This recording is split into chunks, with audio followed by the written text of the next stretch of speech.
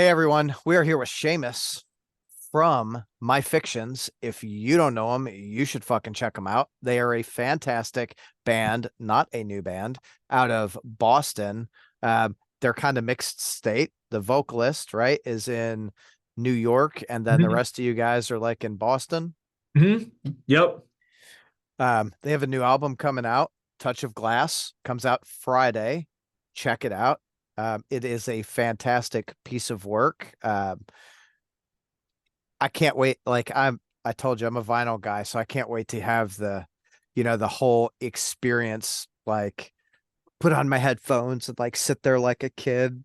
Yeah, the whole top to bottom thing, Yeah. it makes it better, right? Having a artwork that you can look at and a physical record and sitting there with it. Yeah, I'm a big believer in doing that. So Yes. hell yeah, man. Yeah, Thanks it's for all encompassing. Well, thanks for joining me. I greatly appreciate it. This is I do this because I'm a I'm a music nerd. I just love music. And hopefully I can push some more people towards anyone that I interview, really. Um, I'll tell. So I read a little bit today, and I thought this was pretty interesting because one of the questions I always have is like, how long was like the writing process on the album? And this one took you guys like about 2 years.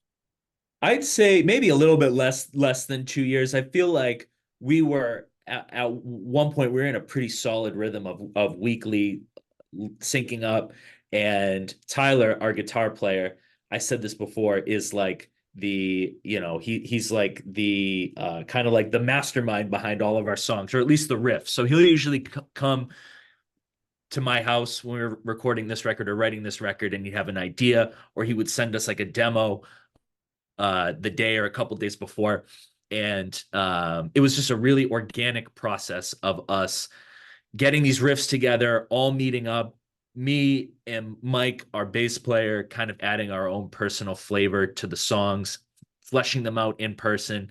That was really the flow, which I guess is pretty normal for most bands that sound like us, But Yeah. that was our rhythm for this record. Was the ideas were kind of started with Tyler, and then we all come together, jam everything out at this part, at that part, and get a product that we're super happy with, the final version that we're super psyched on. And then we go and record, and Brian adds his vocals. It's the very last thing we do, is Brian coming in, and he's usually working on lyrics throughout the process of us recording demos. And the first time, at least for me, the first time I hear any vocals is usually when we're in the studio when Brian starts tracking. Right So it's on. a pleasant surprise to hear what he's got, ready to go to go on top of what we've already come up with. Yeah. Well, it flows really well together. And one of the things that I always look for with music, whether it be a song or an album, I look for it to fill like certain things. Obviously, I want a good solid like rhythm section, and I want some guitars that draw you in, and I want vocals that make you feel, right? And you guys encompass everything, and also each song leaves you wanting more. Like I can't turn it off. You know what I mean? Um, Yeah. That I that's mean that yeah, that's definitely the way that we approach it, and looking at the album as a whole too, as like a cohesive piece of music that you can listen to from beginning to end, and kind of feel some sort of linear progression to the music, like you're in the record, and yeah, that's always been that's always been something that I feel like we're mindful of, creating like a body of work that fits, where all the songs kind of fit cohesively and are a representation of where we are artistically at that point in time. yeah. It's you know I, I'll say this a couple of times through this whole time, and I just think it is as a whole a fantastic piece of art, and that's um it's more common in the underground world and not as common in the more popular world, right? I feel like the pop world feels focuses more on single song, what single can we get on the radio or to, get 10 million views or whatever, and we have a solid piece of art that someone can listen to from start to finish. And there's never a point, especially with Touch of Glass, that I felt like, oh, I could listen to this later. Like I was like, no, I don't want to turn this off. Like when we get done here, I'm gonna put it back on and listen again because it's I hope more people feel like that because it is such a good fucking album.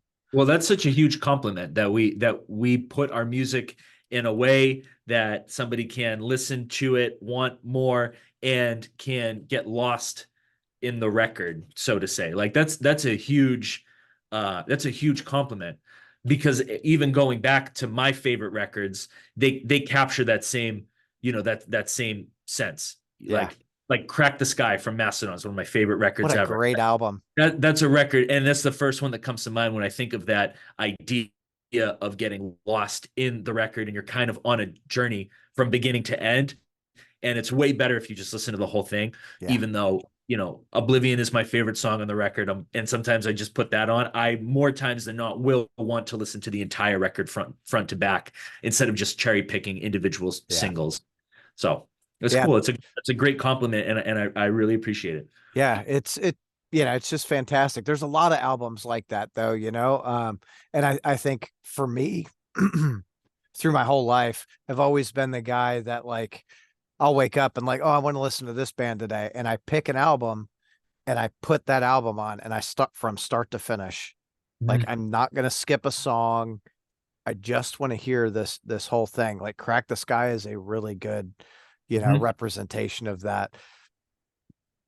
Metallica, Master of Puppets, Ride the Lightning, Yeah. of course, a lot of those old like thrash bands, um, that they capture that so well. And I feel like you guys, as a whole, grab the complexities of what a band together can do and make, just good, solid, like honestly, it makes you want to get in the pit and just fucking go wild. Yeah. Um, Well, we definitely want people doing that. So for mission. sure. So what is your show schedule like? Pretty light right now. We don't have much on the books for the rest of this year. Um, we definitely hit the road way more aggressively earlier on in our career. We were Yeah. playing way more shows, but as we've kind of grown up a little bit, it's tough to get out for for a 6 week stretch or a four or even like anything longer than a weekend is tough. But right now we're kind of we'll do some shows around the next 6 months. We'll definitely get out there, but we don't have any proper touring on the books for the rest of this year. Sure. I know a lot of bands, of course, I'm older, so I absolutely get it. Families, kids, bills, responsibilities. You can't just, live in a van forever. I did all of those things actually. Lived in a van, job, family, kids. So now having done all of it, I'm like, I really loved the time that I had the freedom and the flexibility to hit the road as much as I did. Um, but yeah, it's just and you know what? The band and our show schedule, it's like it's kind of all matured with us as the members of the band too, in a way where it's Yeah. like we're just not motivated to really go at it like that anymore either. Sure. Like they're way more motivated now to just write, get in a room together and create awesome music.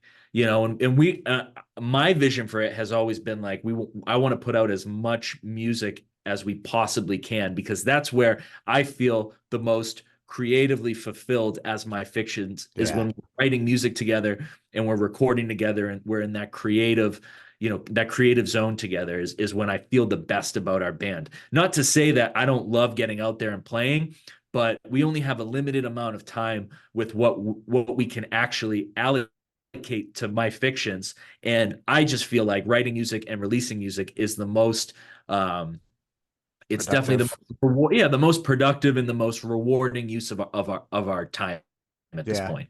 I could see that. I could absolutely see that. I am, of course, I love a good live show. I Me too. I go to more shows than I care to admit. So I guess I'm just gonna have to really pay attention to your schedule and maybe take a trip to Boston to catch you guys. Where are you based out of? I live in Louisville, KY. Oh, okay. Oh, I was just out there the other weekend, actually. Oh, I'm sorry. No, I'm No, it's just great. I know I I love it here. we the Diamond Ballroom, right? Is that Louisville? No, no, there's another place in Louisville that we played a bunch of times. But So and we used to have a place called Diamonds, but it abruptly like shut down. yeah, Um, I'm trying to think like, yeah, I don't know. What years you guys like probably like super active? 12. 2012, 2000 to 2016, 17. I Okay, remember being Diamond something, so maybe that was the place. But yeah, I don't know if we're gonna have anything scheduled in that area in the upcoming future. I feel like more than likely we'll probably just do some shows around Northeast, sure. in the next year or so. Oh, I'm not afraid to travel. Let me be Good. clear on that. I will happily. A matter of fact, last time I was in Boston was well, we we went to Worcester for the Shadows Fall reunion in 21. Oh, I was there. Oh, I was did there you too. did you get COVID from that too? Everybody got COVID from that show. Yeah, I was Everybody, all the like, bands too. yeah, dude, not Shadows Fall. Those guys didn't get it. Ah, bastards. Yeah, I know. I feel like after, yeah, because that was like what? That was like winter 2022, Yeah, it was December. No, December of 21. 21. Yeah, so that was like pretty early on coming out of COVID, where it was like one of the bigger shows that I had been to, and I just remember everybody after, like even texting some of the guys in the bands, and like everybody got it from that show. It was like a Yeah. super spreader event. Yeah, we blamed Ja Rule for it because we flew in through we connected in LaGuardia and ran into Ja Rule. So I like got a picture with him And and he got COVID. yeah, like so we go to the show, we're flying home and I'm like, oh, I got allergies. That's weird. Get home and I'm sick as a dog. And my buddy texts me, that damn Ja Rule gave us COVID. Yeah, you could probably blame him for it. That's fair. Yeah, it was such a good show though. I actually there was what four bands on that bill Yeah. and Within the Ruins played that show and I just interviewed one of those dudes and I was like we were talking I was like oh that show he goes oh we played that and I was like holy shit you did like I totally forgot Yeah. Yeah. um Yeah, but man. It was good. That was, like I said, that was one of the first shows back. I feel like everybody was still like getting acclimated to not, to being out at a show, and it just so happens that everybody got COVID. everyone yeah like oh 2000 people sold out like everyone got COVID shit whatever it was a good time I think we all had a good time um for you guys like throughout the whole career with My Fictions, is there a band that you guys played with where you were like, man, I never thought we would play with this band, and that was so freaking awesome? For my fictions, we played, I mean, we've played with a bunch of great bands over the years, but because we never did that much extensive touring or big festivals, nothing comes to mind as of like right now for bands that right now I would be like, oh shit, I can't believe we're playing with them. But I feel like uh, we did a show with Circle Takes the Square, and I remember us all being super into them around that time. So that was a pretty big one for us. Um, like I said, in our career for how many years we've been at it, we Yeah. really haven't done that much touring. So yeah, nothing that really comes to mind now. Well, the cool thing about being in a band, I mean, you guys have been a band for what 14, 15 years Yeah, now, quite some time. so you you don't have to tour to hit those like be like, oh shit, we're playing a show with this band. That's super cool, you Right. know? Yeah. I mean, we did shows with at the time we played with yeah, just a lot of I'm thinking now, a lot of it was bands that were kind of like in our scene at the time. You Yeah, know, we did shows with Pianos Become the Teeth, with Defeater, with Touche Amore, kind of like all the bands that were in that crop of artists when we were that way kind more of, yeah, active. Yeah, when we were way more active in like 2010, 2011, 2012. But yeah, we never really, because we took a hiatus around 2014, all of our shows and touring, like we didn't really, we didn't do anything for quite a few years. yeah, But yeah, we definitely played with quite a few great, yeah, friends. And that's the other thing, is like even like our friends bands back in the day, like we would play, it's a great local band, Aviator, Astronomer, like just bands that we would do like almost every weekend. It felt like we were playing shows together. And that was probably equally as cool back then. hell yeah. I think it's almost better to play shows with your friends than it is to play with like a band that's huge where, it's kind of cool to play with the bigger bands because you have a little bit of like, holy shit, we're here, right? But then when you're playing with your friends, it's like, hell yeah, dude, we get to party every weekend and just have a good time. And sometimes those shows with the bands that were in our scene that we were playing with every single weekend probably did more for our audience and to actually like grow, and to play in front of new people than than some of these bigger shows where, the audience is just not there for you at all. And you might not Yeah. retain as many fans, as really investing and playing and like developing your local scene, which I feel like we did a lot of when we were a much more active band, is it was like kind of all the crop of bands were coming up together and playing together very frequently. Yeah. Yeah. It's good when you've got like a vibrant scene like that, when the bands are coming together and you're playing a lot of shows and able to, like, I don't know, piggyback a little bit off of each other's fans and, get people interested in them and their people interested in you. It's, I've watched a lot of development here. So I've been here for roughly like 25 years, and to watch the development of the scene here has been fantastic. Of course there's still shows where you go and you're like, oh, there's 10 people, Mm, great. But a lot more so now. There's a lot more people at the shows. I mean, we were at a show of essentially all brand new bands Saturday, and I mean the place was 50% capacity, so like, yeah. there's no complaints there. Yeah, absolutely. And I know there's a big fest in Louisville, big hardcore fest, and it just having Yeah. the constant, like, even the small weekend shows, it all accumulates to a vibrant scene, and that's really important. Like the consistency of it and having shows every weekend, you get more bands, you get more kids that are going out, and before you know it, there's kind of, like I said, there's a vibrant scene, Yeah. people to come up in, which is great. Yeah, it really is. Yeah, you're talking about LDBBL. LDB Fest. Yeah. Yeah. Yeah, there's like, I was trying to think of like the shirt was like LDBBB or something like that. I'm like, Yeah. okay, but yeah, like this year I think Hatebreed and Obituary played, which was super Yep. cool. Yep. Uh yeah. We used to have Crazy Fest. I remember Crazy Fest. Um, that was like less like heavy bands, right? It was more, No, um, oh, maybe it I'm was mistaking them. it was all hardcore. Oh, okay. What year Yeah. was? Oh, that was probably mid to late 2000s. Got it. Got it. Yeah, I definitely remember seeing that festival, like flyers kicking around a little bit Yeah. before my time, but I remember that.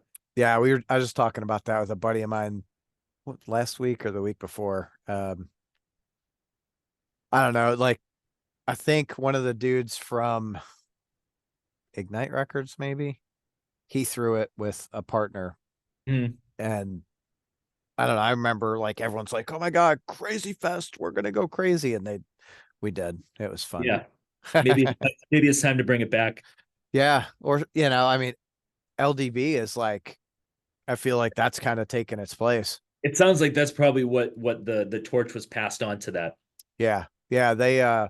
Like it, I think it sold out again this year, which is like, dude, that's fantastic to have any festival that can multiple day festival like sell capacity is It's huge. nuts. Yeah. Yeah. Um, and the cool thing about it is they've got a lot of like lesser known bands, and then of course they've got bigger bands, Hatebreed, Obituary, etc. But to see the crowd get into a lot of those lesser known bands is really, really Yeah. fantastic. It's So definitely important, I feel like, to have a diverse bill, and it probably all has a like a center line of aggressive music, but like you said, Obituary and Hatebreed, those two bands are not much alike, I feel like, no, but it's cool that there's a cross bill like that. for sure. Yeah, it's cool because, fans who are into the death metal of Obituary also get into, Hatebreed. I mean, I love both those bands, Me too.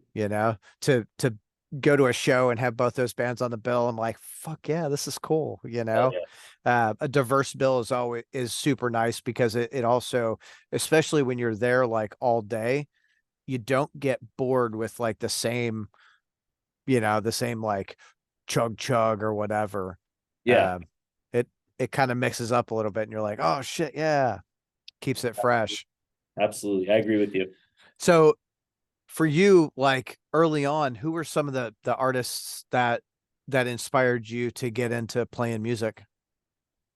I would say early on, probably a lot of like pop punk, Blink 182, um, uh, Blink 182, The Descendants, like a lot of like earlier punk rock stuff was like the first thing that kind of caught my attention. No Effects, probably not The Descendants until a little bit later, but No Effects, Blink 182, stuff like that. That was really my entry point to becoming interested with music as something beyond just like something that's on in the background, like really latching on to listening to the songs on a deeper level. And then from there, I was more exposed to heavier stuff like Metallica, probably more like mainstream hard rock stuff of like the early 2000s. But like Metallica was a big one where, I remember that being Metallica and System of a Down were two bands that I heard that blew my mind. And then from there, you go down the rabbit hole of alternative music and underground, getting into uh I think like the first like Converge is a huge one that I kind of discovered early on, and Oh yeah. they're still one of my favorite bands, but they were one of the more aggressive chaotic bands that I discovered at a young age, and it absolutely just blew my mind. Yeah. Yeah. It's funny because like for me growing up, I listened to like my first concert was Michael Jackson on the Thriller tour, and I don't remember the show, but I remember being absolutely like awed with what the environment was. So like going from that and then into heavier music and then to find those crazy chaotic bands was like, what's this? Like, Yeah, it's a different world. yeah, they'll It's a never play it on the radio, you know what I mean? Yeah. Yeah. And you kind of have to either be exposed to it from somebody else that's way cooler than you that already knows, and then it's like your friend like gives you the CD and it completely changes your life. Like that's pretty much how that worked for me with getting into heavy music. Someone just showed me a band and I heard somebody screaming, on a song for the first time. I was like, what the hell is this? And that led me to getting, way down the rabbit hole of, each weird subgenre and, doom metal and verse thrash and grindcore. And it's like that just one band that somebody showed me just completely opened the doors to this whole world of underground um, music. Yeah. Well, and I think that's the beauty of like being surrounded by uh like-minded people, right? People who really get into, just music as a whole, because you're gonna know something that they're not, and they're gonna know stuff that you're not. And to be able to like crisscross that and like, hey, check this out. Oh no, check this out. Like, oh shit, we we had a conversation Saturday. We were at a show and there was like one of my buddies says, "Oh, I wish there was a band that does this." And I was like, "Hold on." I yelled to another buddy. It was like, "Hey, what's a band that does this?" He goes, "Oh, this band out of like Nashville." Dude's like, "Holy shit, that's really a thing?" Like, "Yeah, that's really a thing." And then it becomes your responsibility to spread the gospel. Yeah. Yeah, and it's to have those to be able to have those conversations where everyone is sharing all that music is that honestly that's what keeps the underground scene going, whether a Mhm. band is out there playing 100 shows or 2 shows a year, right? As long Mhm. as they're putting music out, that's that's the key there. It's like fuck, man. Consistency, Yeah, dedication to the art, and that's really because obviously there's no money in music, and a lot of that super underground music like my fictions, and that's obviously not why we do it, right. but we're incredibly passionate, I feel like, of continuing to just persist and keep going and keep trying to be better at what we do, but also like I look at it like trying to capture the moment in our collective, right? And our collective being our band, us as friends, like these records and releases kind of serve as like a time capsule for what we were all into and where our heads were at this moment in time. And that's why it's my goal to continue putting out as much music as we possibly can because I want to continue doing that, even if the amount of people that are listening, even if it stays flat, or if there's more people on one record and less people on the other. I just want to continue looking at it as an art project that evolves alongside us that we can use to express ourselves at that point in time. Hell yeah. But that's where the authenticity comes in, right? Because you're doing it because it's something you're driven to do and not to go out there and sell a million records and be all over the radio. It's like, fuck no, I just want to create and have fun, you know? Yeah, absolutely. Absolutely. Yeah, and if we were trying to do that, it definitely wouldn't be with a band that sounds like My Fictions. Okay. No hate to anybody that is trying to do that. That's awesome, but like, you know, uh, just in terms of what we're doing, I feel like it has always been very authentic to what we like and what our tastes are, and our Yeah. tastes have always been like even in the scope of heavy music, it's always been like kind of left of center heavy bands that are even more kind of niche, so yeah, and that's kind of never stopped us for just like from just going after the sound that we envision, in our head. So Yeah, well, it shouldn't stop you, and I think that's why I've always been drawn more towards like underground music. Is the music is in my mind it comes off as a lot more genuine and authentic. It's people who are creating music that they want to listen to and they want to play regardless of what pop culture says, Mhm. and it's funny to watch the underground trend because there's always something a little bit different and it's always on the cutting edge, Mhm. like Absolutely. like fuck. How, Yeah. look at like Nirvana going from Bleach to Nevermind. A lot of people love Bleach, but it didn't sell real good. But then Nevermind came out and everyone's like, I love Nirvana. I've loved them forever. It's like, like cool, but There's authenticity that you can take away from all forms of art, and that is a consistency across all different genres, and why, personally my tastes in music also go beyond like heavier, heavier metal or whatever you want to call it.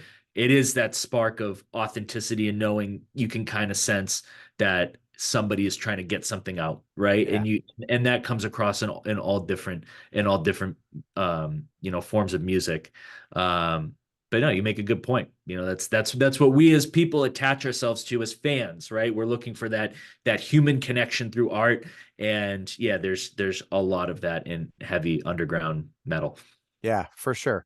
Well, and that's exactly what draws people, I think, to any band is they're looking for that connection and something within that sparks that connection. And they're like, "Oh man, like I'm not a Taylor Swift fan, but I absolutely appreciate what she does and her fans are fucking rabid, dude." Mhm. Oh Like, yeah, yeah, absolutely. They're yeah, and even if it's not your jam, that's obvious that, a mass amount of people are connecting with her Yeah.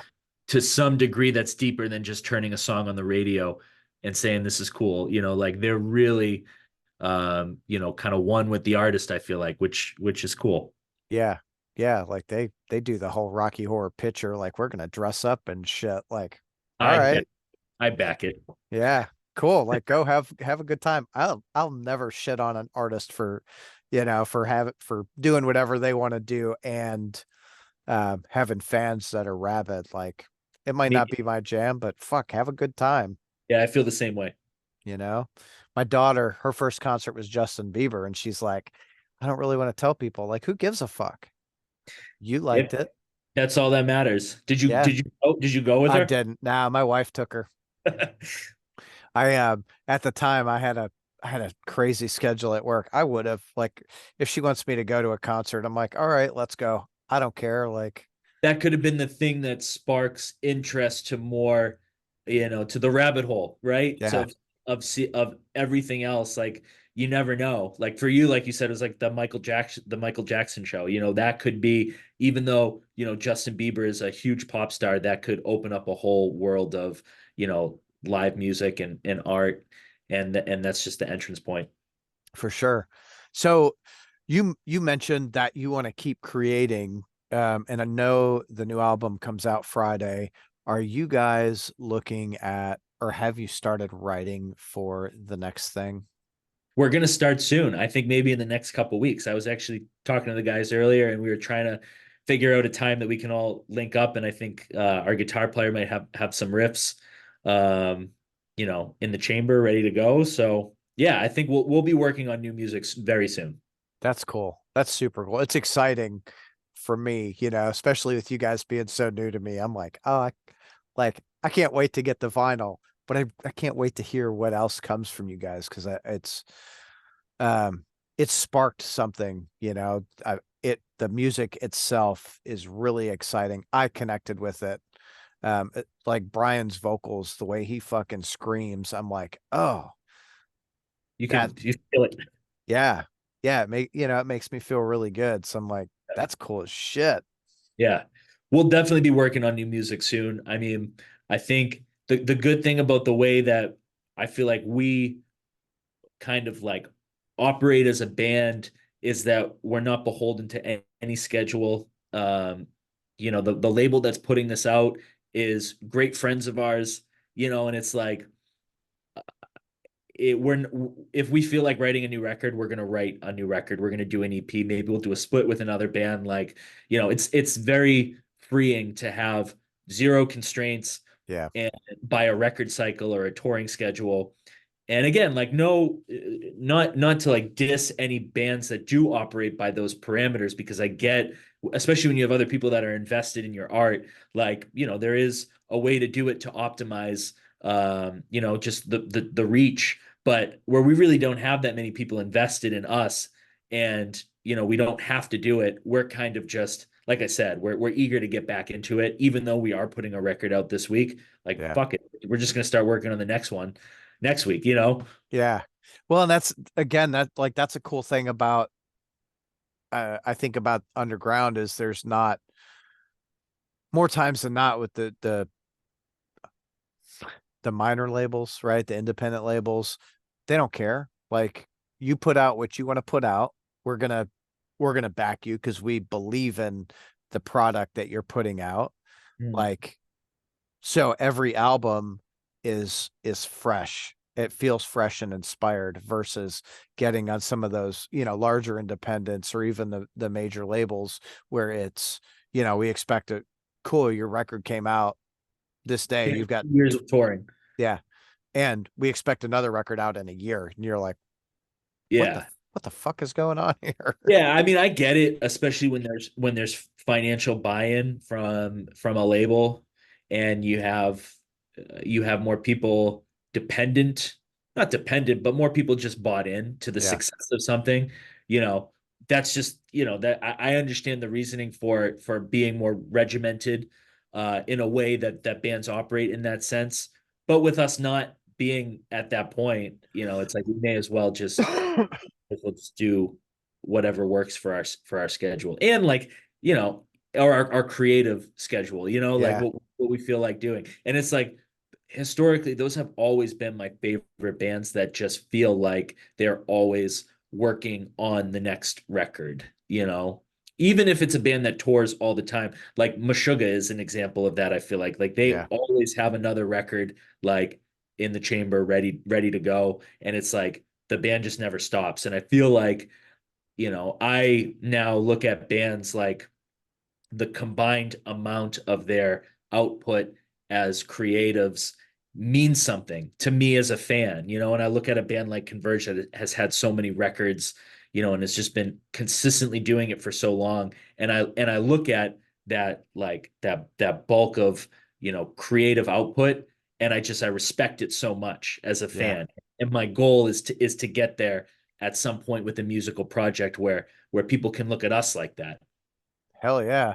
Well, and that's, that's the beauty of being creative, right? Especially like you guys had your hiatus and it sounds like you're at a point where it's like you're reinvigorated and like, oh shit, let's keep creating. Let's put it out, especially while the fire's lit, let's really, you know, put Cook. something out that's just gonna keep going. Yeah. Um, so, that's fucking from a fan perspective, that's pretty amazing. Um, Now when you guys went on hiatus, like how you guys went on about 14 and started writing again in 22, or was there some time in there where you played?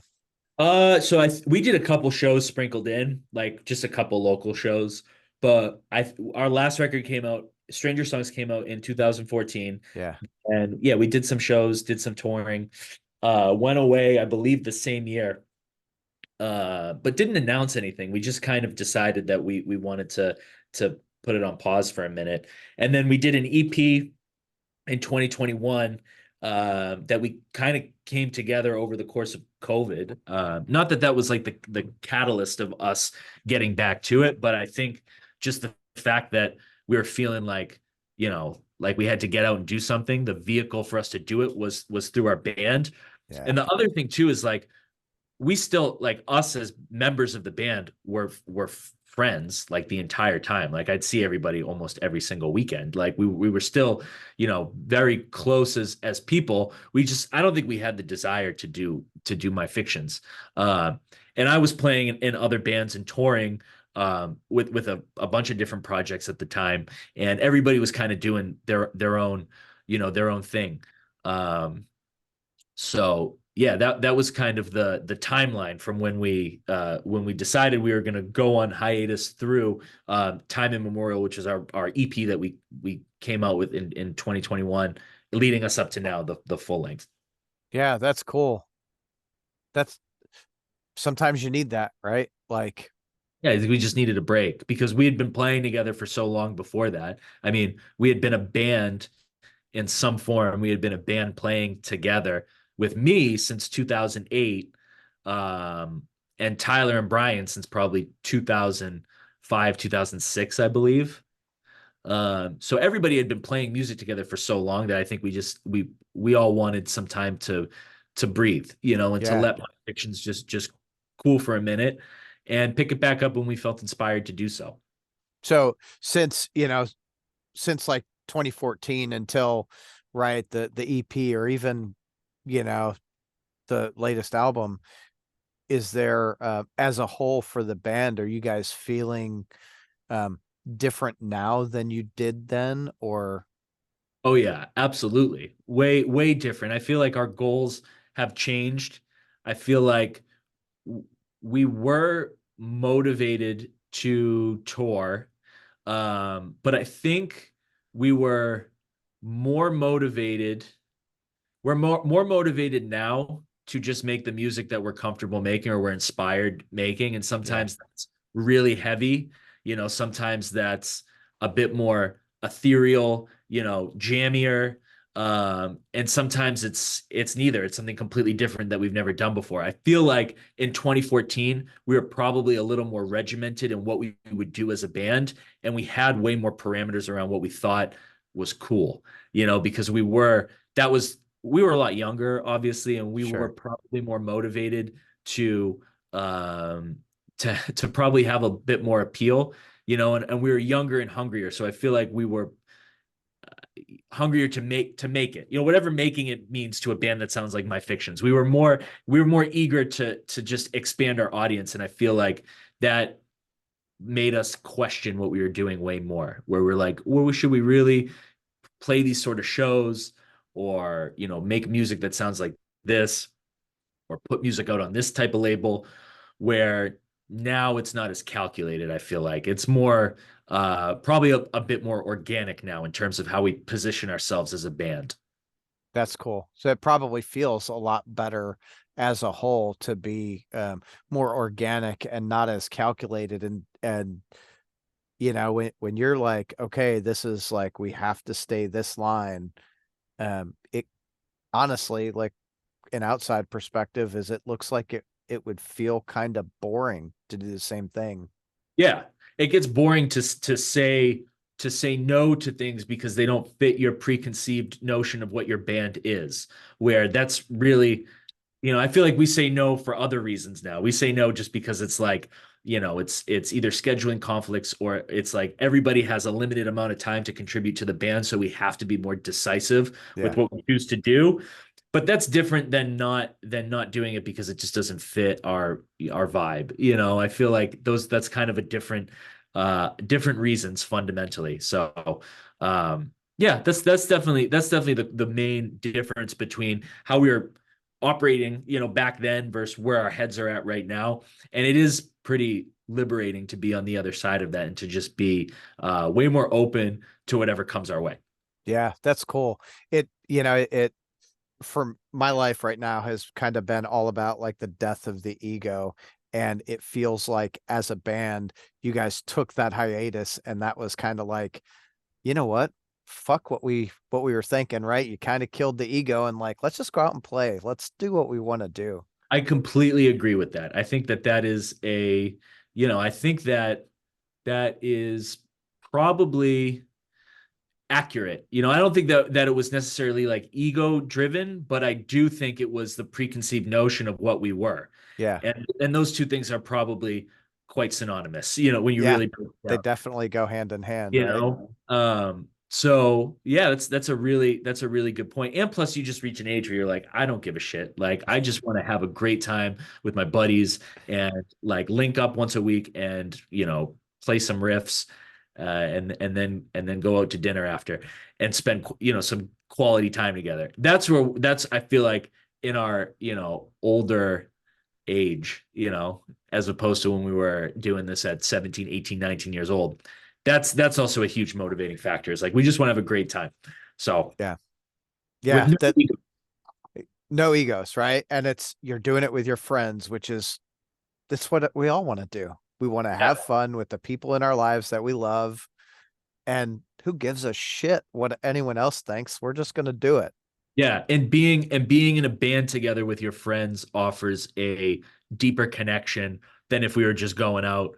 And it's almost like you take our friendships and we've added another dimension to it by also having this like really cool art project that has sustained almost the majority of our lives. It's Yeah. like it does add a really unique dynamic to us as people, which I value a lot, because not a lot of people have that. Not a lot of people can Right. say that.